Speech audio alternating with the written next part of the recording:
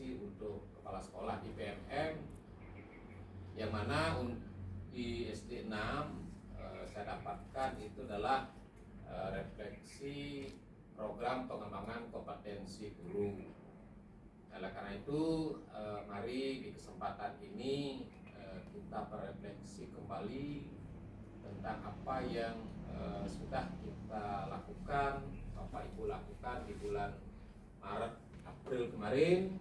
Mari kita kembali hari ini merefleksikan kembali, sekaligus juga nanti kita berdiskusi untuk mencari solusi dari permasalahan yang Bapak Ibu temui, yang Bapak Ibu hadapi ketika melakukan observasi kemarin di bulan Maret dan April. Baik, sebelum lanjut, giring dan surut-surut Keras TV Majang Rengi Desang yang Widiwase untuk Pangastung Kare. Om Swastiastu. Bapak dan Ibu yang saya hormati, hari ini seperti yang saya sampaikan itu adalah tentang refleksi program pengembangan kompetensi guru. Nah, sebelum lanjut, mungkin Bapak dan Ibu ada mungkin belum paham apa itu refleksi. Jadi refleksi itu adalah kita mengulang kembali, meninjau kembali apa yang sudah kita lakukan, sekaligus juga kita mencari solusi dari permasalahan-permasalahan yang kita hadapi. Nah, itu pengertian secara umum tentang refleksi. Nah, kemudian pengembangan kompetensi guru apa itu? Nah, nanti mari kita lihat satu persatu biar Bapak dan Ibu kita semua paham apa sih yang perlu kita kembangkan, apa sih itu kompetensi. Nah, kita lanjut ya. Jadi apa itu kompetensi? Nah, jadi kompetensi itu adalah kewenangan dan kecakapan atau kemampuan seseorang dalam melaksanakan tugas atau pekerjaan sesuai dengan jabatan yang disandangnya. Nah, jadi artinya kita dituntut cakap, mampu dalam melaksanakan tugas yang kita laksanakan. Jadi kita sebagai seorang guru, kita dituntut itu untuk mampu sekaligus juga cakap di dalam melaksanakan tugas kita sebagai seorang guru. Nah, apa saja tugas kita sebagai seorang guru tentu Bapak dan Ibu sudah tahu nih. Jadi itulah yang perlu kita kaji hari ini dari kompetensi yang Bapak dan Ibu, kenapa itu harus direfleksi kembali. Nah, seperti yang sudah saya sampaikan tadi, kenapa kompetensi yang Bapak dan Ibu miliki itu harus ditingkatkan? Apakah kita selaku seorang guru dianggap belum bisa melaksanakan tugas dengan baik, atau mungkin dengan kata lain Bapak dan Ibu mungkin punya perasaan apakah saya diragukan, kualitas saya sebagai seorang guru dianggap belum mampu menjadi guru yang baik. Nah, beberapa alasan-alasan kenapa kompetensi guru itu ditingkatkan. Nah, yang pertama itu adalah untuk meningkatkan kinerja dan kemampuan guru dalam merencanakan, melaksanakan, sampai dengan mengevaluasi pembelajaran yang berorientasi pada keterampilan berpikir tingkat tinggi. Nah, maksudnya jadi Bapak dan Ibu ketika melaksanakan pembelajaran, ketika mendidik anak-anak, jadi Bapak dan Ibu diminta ataupun dituntut memiliki suatu rencana, kemudian dari rencana itu dilaksanakan. Nah, sampai Bapak dan Ibu mengevaluasi di mana kekurangannya, di mana kelebihannya, apalagi yang perlu saya sampaikan terhadap anak didik, sehingga anak didik itu benar-benar mengerti dan memahami apa yang Bapak dan Ibu sampaikan kepada anak didik di kelas masing-masing. Nah, itu jadi dituntut Bapak dan Ibu mampu merenbai pembelajaran itu. Nah, setelah direncanakan kemudian mampu melaksanakannya dengan baik. Nah, kemudian mengevaluasi dari apa yang sudah direncanakan dan apa yang sudah dilaksanakan. Kemudian tujuan yang kedua, kenapa kompetensi guru itu ditingkatkan, itu adalah agar guru memiliki pemahaman yang lebih mendalam tentang mata pelajaran yang diajarkan. Nah, misalnya Bapak dan Ibu mengajarkan bahasa Indonesia, jadi dituntutlah Bapak dan Ibu memiliki pemahaman yang benar, memiliki pemahaman yang lebih luas, yang lebih dalam. Apa sih itu bahasa Indonesia yang disampaikan kepada anak didik masing-masing di kelasnya. Begitu juga misalnya mengajarkan matematika. Jadi Bapak dan Ibu benar-benar dituntut memiliki konsep yang benar, sehingga tidak salah ketika Bapak dan Ibu menyampaikan konsep matematika di kelas masing-masing. Nah, kemudian tujuan yang ketiga itu adalah untuk meningkatkan profesionalisme guru. Jadi seperti yang sudah tadi saya sampaikan, kita sebagai seorang guru di abad yang serba canggih sekarang, di era globalisasi, kita benar-benar dituntut memiliki profesionalisme yang tinggi. Jadi mampu mengajar, mampu mendidik, mampu membimbing anak didik itu dengan baik, sehingga anak didik itu memiliki pengetahuan, memiliki perilaku, memiliki etika sesuai dengan yang kita harapkan. Nah, itu tujuan dari kita diminta untuk selalu meningkatkan kompetensi yang kita miliki. Nah, lanjut sekarang jenis-jenis kompetensi. Jadi apa saja kompetensi yang perlu Bapak dan Ibu, yang perlu Bapak Ibu pahami, yang perlu Bapak Ibu tingkatkan, sehingga apa yang menjadi tujuan pemerintah seperti yang saya sampaikan di awal, agar pembelajaran itu baik, agar pembelajaran itu bermakna, agar pembelajaran itu mudah dipahami oleh anak, maka Bapak dan Ibu selaku tenaga yang profesional, memiliki kecakapan, memiliki keahlian, ada beberapa kompetensi-kompetensi yang harus Bapak Ibu kembangkan selalu setiap saat, sehingga apa yang menjadi tuntutan tadi bisa terpenuhi. Nah, jenis kompetensi yang Bapak dan Ibu perlu kuasai itu ada kompetensi pedagogi, kemudian kompetensi profesional, kemudian kompetensi kepribadian, dan kompetensi sosial. Nah, saya yakin Bapak dan Ibu sudah melaksanakan, sudah menerapkan di kelas. Cuma mungkin istilah-istilahnya saja yang masih lupa karena banyaknya pekerjaan yang harus kita kerjakan, sehingga lupalah dengan istilah-istilah kompetensi ini. Tetapi saya yakin Bapak dan Ibu sudah menerapkan, sudah melaksanakan di kelas dalam tugas Bapak dan Ibu melaksanakan pembelajaran di kelasnya masing-masing. Nah, jadi untuk lebih memahami, mari kita bahas satu persatu. Jadi pedagogi itu apa?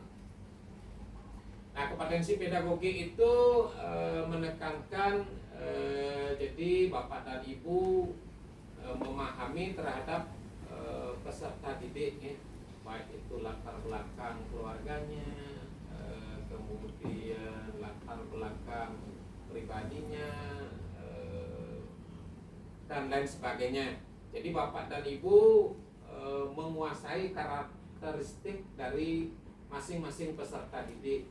Nah, misalkan saja murid si A dan murid si B. Kenapa murid si A ini selalu nilainya jauh dibandingkan dengan murid-murid yang lain?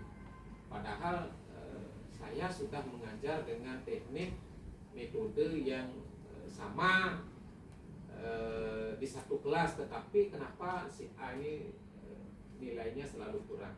Nah, disinilah Bapak dan Ibu diharapkan mampu memahami karakteristik dari peserta didik masing-masing. Mungkin saja di keluarganya terjadi masalah, atau mungkin saja anak itu pendengarannya terganggu dan lain sebagainya. Itu maksudnya, jadi Bapak dan Ibu betul-betul memahami karakteristik masing-masing peserta didiknya. Kemudian berikutnya dituntut Bapak dan Ibu menguasai teori belajar dan prinsip pembelajaran jelas nih. Jadi Bapak dan Ibu, saya yakin semua sudah mampu menerapkan prinsip belajar, kemudian cara mendidik yang baik dan benar, sehingga anak-anak itu menjadi pribadi yang memiliki pribadi yang baik, memiliki etika yang baik, dan selanjutnya. Nah, kemudian kita lanjut ke kompetensi profesional. Apa sih itu kompetensi profesional yang perlu Bapak dan Ibu tingkatkan? Nah, kenapa kompetensi profesional itu perlu ditingkatkan lagi? Nah, secara garis besar pengertian dari kompetensi profesional itu adalah kemampuan yang berkenaan dengan penguasaan materi pembelajaran secara luas dan mendalam. Nah, jadi artinya Bapak dan Ibu sebelum menyampaikan pembelajaran kepada siswa. Nah, jadi kompetensi profesional itu kita dituntut penguasaan materi pembelajaran secara luas dan mendalam nih.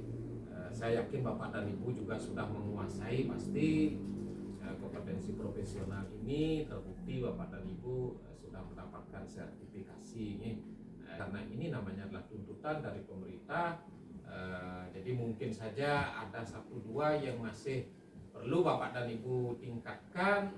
Nah, mari tidak henti-hentinya kita belajar dan belajar terus, sehingga kompetensi profesional Bapak dan Ibu semakin bisa ditingkatkan dari yang masih kurang-kurang itu. Nah, lanjut adalah kompetensi kepribadian. Nah, jadi yang dimaksudkan di sini itu adalah kemampuan personal yang mencerminkan kepribadian yang mantap, stabil, dewasa, arif, bijaksana, dan berwibawa, serta menjadi teladan bagi peserta didik dan berakhlak mulia. Nah, saya yakin juga Bapak dan Ibu sudah semua nih, jadi memiliki pribadi yang baik, tidak ada yang pribadinya masih setengah-setengah. Jadi saya yakin Bapak dan Ibu sudah memiliki kepribadian yang baik.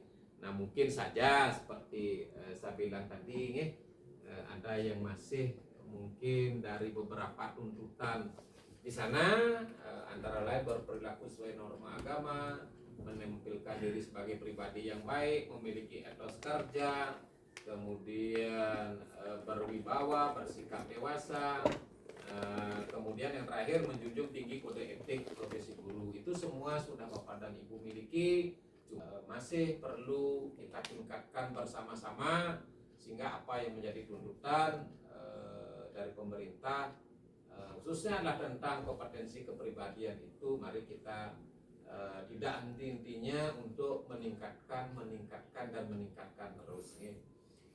Kemudian kompetensi sosial, jadi kompetensi yang terakhir yang harus Bapak dan Ibu miliki sebagai seorang guru yang profesional itu adalah kemampuan Bapak dan Ibu sebagai bagian dari mampu berkomunikasi, bergaul secara efektif, baik itu dengan peserta didik, kemudian dengan sesama pendidik dan tenaga kependidikan, juga mampu berkomunikasi baik dengan orang tua siswa dan masyarakat sekitar. Nah, saya yakin ya, jadi Bapak dan Ibu juga sudah memiliki kompetensi sosial yang baik. Nah, buktinya Bapak dan Ibu bisa menjadi seorang guru, dicintai oleh anak didik, disegani oleh masyarakat sekitar. Berarti itu menandakan bahwa kompetensi sosial Bapak dan Ibu sudah baik. Nah, cuman kembali lagi, mungkin ada saja yang beberapa belum maksimal yang mesti Bapak dan Ibu lakukan. Nah, mari sekali lagi tidak henti-hentinya kita tetap membelajarkan diri, meningkatkan kompetensi Bapak dan Ibu, sehingga benar-benar menjadi tenaga yang benar-benar profesional. Jadi itulah beberapa kompetensi-kompetensi yang perlu dikembangkan oleh seorang guru sehingga Bapak dan Ibu benar-benar dituntut sebagai seorang guru yang benar-benar profesional. Jadi dari sekian kompetensi, saya yakin Bapak dan Ibu sudah memiliki kompetensi tersebut dan sudah dilaksanakan dengan baik. Nah, mungkin saja seperti saya bilang tadi, ada yang kurang di sana sini kompetensi yang Bapak dan Ibu. Mari kita selesai kegiatan ini, Bapak dan Ibu merefleksikan kembali kompetensi yang Bapak dan Ibu miliki. Mari kita lanjut untuk tetap dikembangkan dan ditingkatkan sehingga benar-benar kompetensi yang Bapak dan Ibu bisa dilaksanakan dengan sebaik-baiknya sehingga Bapak dan Ibu benar-benar menjadi tenaga yang profesional. Lanjut sekarang ke refleksi. Jadi artinya kembali lagi kita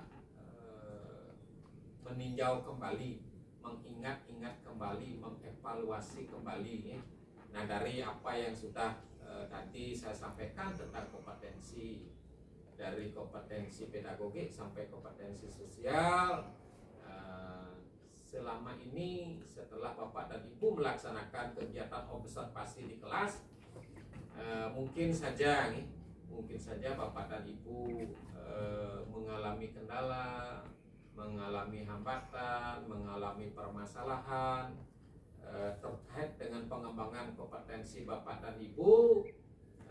Mari sekarang kita kembali berefleksi, mencoba mengingat-ingat dari apa yang sudah Bapak Ibu lakukan ketika melakukan observasi, apa saja kendala-kendala yang Bapak Ibu hadapi.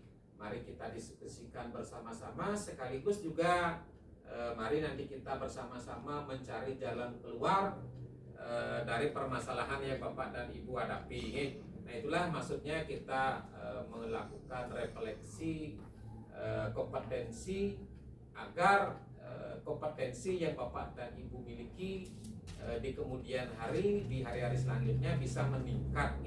Nah, sehingga itulah hari ini kita membahas tentang refleksi peningkatan kompetensi guru. Nah, baik, mari kita diskusikan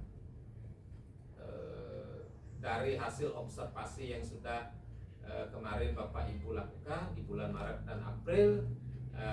Mungkin saya minta dari Bu Lorai dulu menyampaikan apa permasalahan yang kemarin dihadapi bukan observasi di kelas 1. Untuk waktu silakan Bu Lo. Terima kasih atas waktu yang diberikan kepada saya. Yaitu saya akan menanggapi tentang tindak lanjut yang saya lakukan setelah diobservasi oleh kepala sekolah.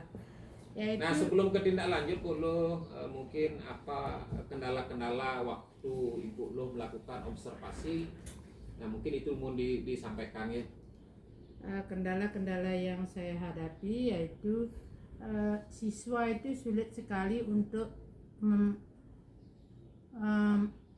memberikan fokus untuk belajar apa yang saya terangkan. Sehingga itu setelah pembelajaran dilakukan sulit, sehingga ada tindak lanjutnya.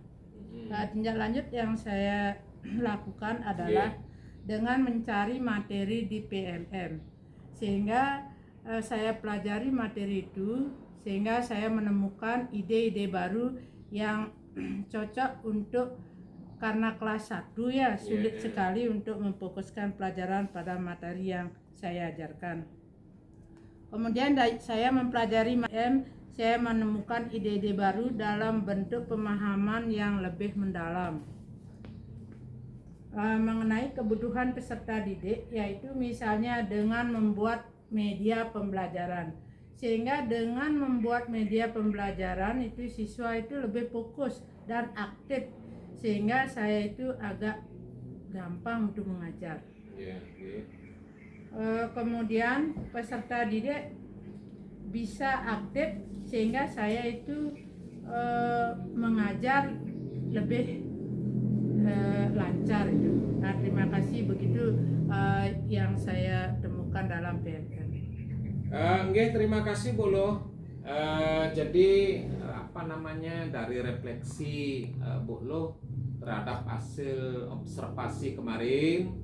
Jadi pertama Bu Loh mengalami permasalahan ketika melakukan pembelajaran di kelas 1. Jadi anak-anak kurang fokus menerima pelajaran, masih ada beberapa anak-anak yang bermain-main, ada juga yang sudah aktif, tetapi ada juga yang setengah aktif dan setengah bermain-main. Maklum saja dalam satu kelas kadangkala tidak bisa semua kita harapkan anak-anak itu untuk fokus, kadangkala ada saja ya. Jadi salah satu kendala ataupun permasalahan yang dihadapi oleh salah satu guru Bu Loh Rai ketika melakukan kegiatan pembelajaran di kelas 1 itu anak-anak belum fokus. Nah, sehingga Bu Loh itu berefleksi, menindaklanjuti, merenungkan kembali bagaimana cara Bu Loh itu meningkatkan kompetensinya di dalam menyampaikan pembelajaran agar anak-anak itu bisa fokus. Nah, diantaranya itu adalah satu, Bu Loh belajar di PMM. Jadi bagus sekali Bu Loh, karena di PMM itu banyak ada materi-materi, kemudian ada tutorial-tutorial, ada beberapa kegiatan-kegiatan yang bisa diterapkan, yang bisa dipakai untuk mengatasi permasalahan yang Bu Loh. Jadi di PMM itu sudah disediakan berbagai macam ragam mengatasi permasalahan ketika Bapak dan Ibu mengajar di kelas. Nah, kemudian cara yang kedua, Bu Loh merefleksikan permasalahan untuk meningkatkan kompetensi Bu Loh itu adalah dengan menggunakan media pembelajaran yang bervariasi sehingga anak-anak itu lebih tertarik mengikuti kegiatan pembelajaran dari guru di kelas. Jadi dengan menggunakan media yang baik, media yang bervariasi, sehingga anak-anak itu akan lebih mudah untuk mengikuti kegiatan pembelajaran, lebih fokus pada apa yang disampaikan oleh guru. Jadi Bu Loh sudah mampu merefleksikan sekaligus juga mampu meningkatkan dari kompetensi yang Bu Loh hadapi. Jadi mampu meningkatkan kompetensinya dari permasalahan di kelas 1 yang semula anak-anak itu masih belum fokus, sehingga dengan Bu Loh belajar di PMM, kemudian juga diskusi dengan teman sejawat, sehingga permasalahannya sudah bisa dihadapi. Terima kasih banyak Bu Loh. Jadi sudah ada usaha, sudah ada kegiatan untuk meningkatkan kompetensi sekaligus juga mengembangkan kompetensi Bu Loh selaku guru di kelas 1. Selanjutnya mungkin Pak Tut Supake yang mewakili guru laki. Silakan Pak Tut.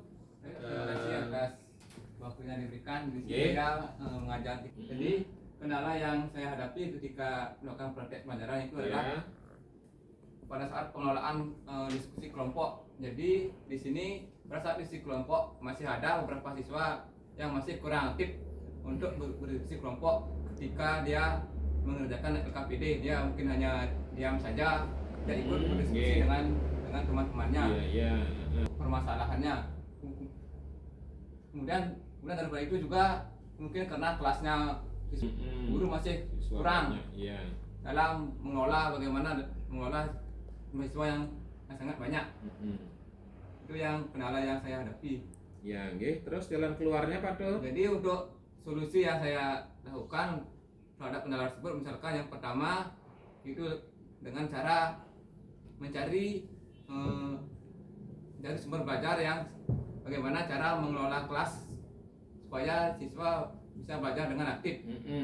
Kemudian selain itu juga saya juga berdiskusi dengan teman-teman bagaimana caranya biar siswa aktif dengan jumlah siswa yang sangat banyak. Tuh. Selain itu saya juga belajar di PMM juga ada bagaimana cara mengelola kelas yang siswanya banyak. Hanya seperti itu. Nggih, terima kasih Pak Dut. Jadi Pak Dut Suparke yang mengajar di kelas 3 ketika melakukan kegiatan pembelajaran termasuk juga pada waktu kegiatan observasi, jadi mengalami permasalahan. Satu itu adalah anak-anak itu masih kurang aktif dalam berdiskusi kelompok. Jadi ada yang sudah berperan dengan baik, tetapi ada juga yang setengah berperan, ada juga bahkan yang tidak mau mengerjakan tugas yang diberikan oleh guru. Nah kemudian yang kedua, karena jumlah siswanya banyak di kelas 3, sehingga guru agak kesulitan di dalam mengelola keaktifan kelas, kedisiplinan kelas, sehingga jadi Pak Dut Suparke mengalami permasalahan seperti itu. Nah dari permasalahan yang seperti itu kemudian Pak Dut Suparke merefleksikan, jadi mengulang kembali, meninjau kembali apa sih yang harus saya lakukan untuk bisa meningkatkan sekaligus juga mengembangkan kompetensi saya selaku seorang guru biar bisa menjadi guru yang profesionalisme. Nah sehingga Pak Dut jadi pertama itu adalah solusinya itu belajar secara mandiri ya. Jadi mempelajari teknik-teknik pengelolaan kelas, kemudian mempelajari tentang berbagi peran di kelompok belajarnya masing-masing, sehingga Pak Dut Suparke menemukan solusi jalan keluar dari permasalahan itu. Nah, jadi bagus sekali Pak Dutnya, jadi baik sekali, termasuk juga Bapak dan Ibu. Nah, ketika Bapak dan Ibu berefleksi, mungkin sore hari di rumah atau mungkin malam hari ketika menjelang tidur, kembali lagi Bapak dan Ibu berefleksi, kok kenapa tadi saya belum maksimal, kenapa nilai hasil ulangan anak-anak masih beberapa kurang. Nah sehingga dari refleksi yang Bapak Ibu lakukan, salah satunya untuk peningkatan dan mengembangkan kompetensi Bapak dan Ibu bisa lewat belajar mandiri, bisa lewat modul atau mungkin lewat buku-buku di perpustakaan atau yang lainnya. Jadi karena sumber belajar itu ada banyak, sehingga Bapak dan Ibu bisa meningkatkan sekaligus juga mengembangkan kompetensi yang Bapak Ibu miliki. Kemudian cara yang kedua yang diambil oleh Pak Dut Suparke menghadapi permasalahan itu adalah diskusi dengan teman sejawat. Ya, jadi Bapak dan Ibu juga bisa melakukan teknik yang sama di dalam mengembangkan dan meningkatkan kompetensi Bapak dan Ibu. Ketika mengalami permasalahan boleh tanya dengan teman-temannya, kayaknya sih carane kok anak-anak masih belum fokus, kayaknya carane pangidang cek cerikus ketika saya mengajar. Bisa diskusi jadi dengan teman-teman sejawat atau mungkin juga dengan saya sendiri selaku kepala sekolah, sehingga dari permasalahan yang Bapak dan Ibu hadapi dapatlah dicarikan solusi terbaik dalam mengatasi permasalahan tersebut. Nah kemudian yang ketiga, Pak Dut Suparke belajar lewat PMM seperti tadi sama dengan Bu Luh ya. Jadi karena di PMM itu banyak sudah disediakan ruang-ruang untuk mengatasi permasalahan kita, khususnya adalah di tenaga kependidikan, sehingga apa yang menjadi permasalahan Bapak dan Ibu tinggal dicari di sana yang cocok dengan kendala ataupun permasalahan yang dihadapi. Baik, jadi saya yakin Bapak dan Ibu yang lain pun juga sama mengalami permasalahan kurang lebih seperti itu. Sekaligus juga Bapak dan Ibu bisa merefleksikan sekaligus mencari upaya di dalam meningkatkan dan mengembangkan kompetensi Bapak dan Ibu. Nah sehingga secara garis besar upaya-upaya yang Bapak Ibu bisa lakukan adalah antara lain ya.